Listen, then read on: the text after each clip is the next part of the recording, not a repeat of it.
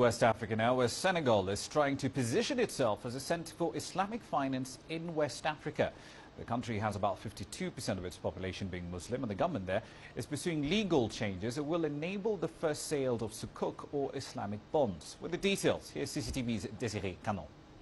Sukuk is the Arabic name for financial certificate, but commonly refers to the Islamic equivalent of bonds. It aims at generating return to investors without going against Islamic law that prohibits interest. Since the beginning of 2010, Senegal has expressed its interest in the Islamic finance thanks to the help of the African Institute of Islamic Finance, a Dakar-based company. The managing director of the institute explains.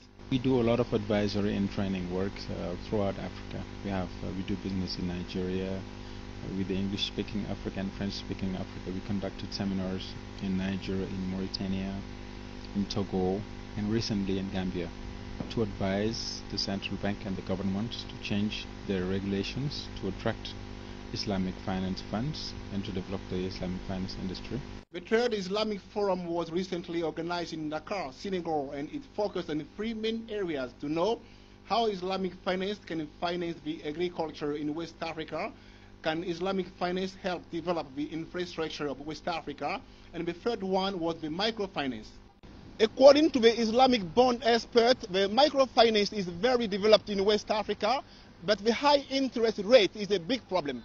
When asked why Senegal has been positioned as a hub of Islamic finance, our expert replies. Senegal has relative stability compared to other African countries, and I think it's a good place for investors. And also with its geographic positions, it's a door to West Africa. That's why the African Institute of Islamic Finance positioned as a pioneer, just to lay the foundations so that we could build that industry in West Africa.